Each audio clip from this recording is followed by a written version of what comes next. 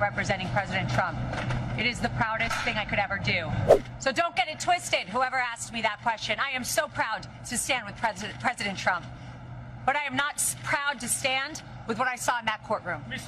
I'm not finished. Let me just finish and I'll take questions, please. Last week, Donald Trump's New Jersey golf club, Bedminster, paid out $82,500 to a former employee who claims to have been sexually harassed on the property and then tricked into signing an NDA. Who allegedly tricked her into signing? Trump's attorney, Alina Habba. Now it's looking like even after this settlement, Habba herself might get sued in relation to her role.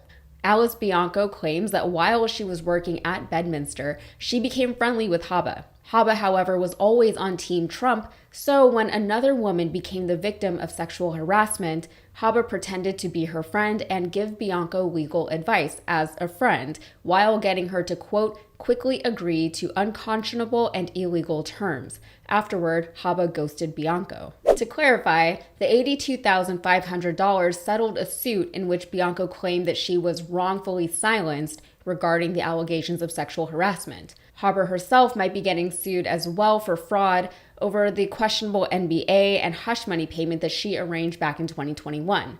In the settlement, there's a line that specifically clarifies that Habba is not exonerated for her role. It says, quote, the parties agree that Alina Habba is not a party to this release.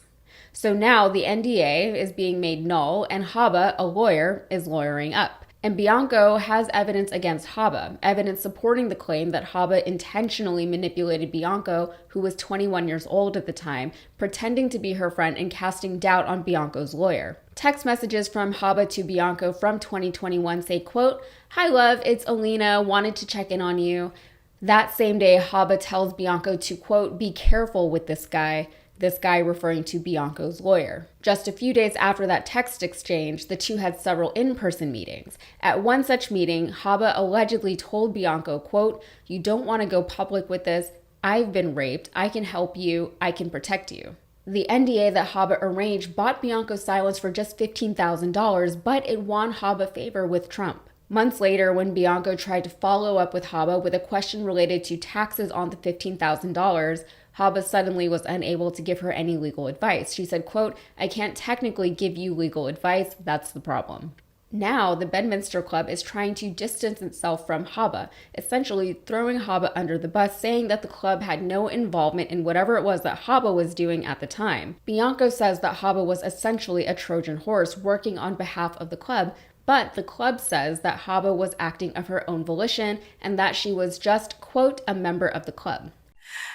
Can you imagine a world where you're trying to be corrupt and then you bill your time to the corruption? I mean, what planet are we living in? Honestly, the stupidity is amazing. If it proves to be true, you got to get popcorn at this point. Of course, Habba couldn't have arranged an NDA on behalf of the club without discussing the NDA with the club, but perhaps all of that will be sorted out eventually in court.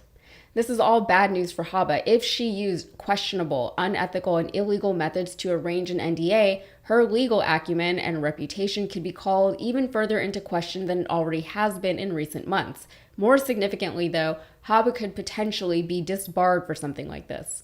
Meanwhile, Trump is about to be on trial for another case regarding a different hush money payment, the infamous Stormy Daniels hush money payment, and Habba is again being looked at for her involvement. While it's an attorney's job to defend their client, it's also their job to correct any legal records if and when any discrepancies turn up.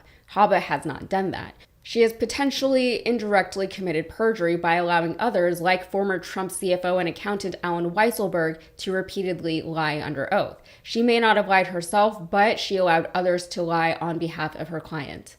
All good things to keep an eye out for. Trump isn't expected to win his hush money case in New York, by the way, and he's already lost an appeal in which he was trying to prevent Stormy Daniels and his former fixer, Michael Cohen, from testifying on the stand. Cohen, of course, has already served jail time for facilitating the hush money payment. All right, that's it for me. If you got anything out of this, please like the video, subscribe to the channel, and check out my podcast, Modern Context. New episode is out right now, and we're talking about the potential reunification of Ireland. Thanks.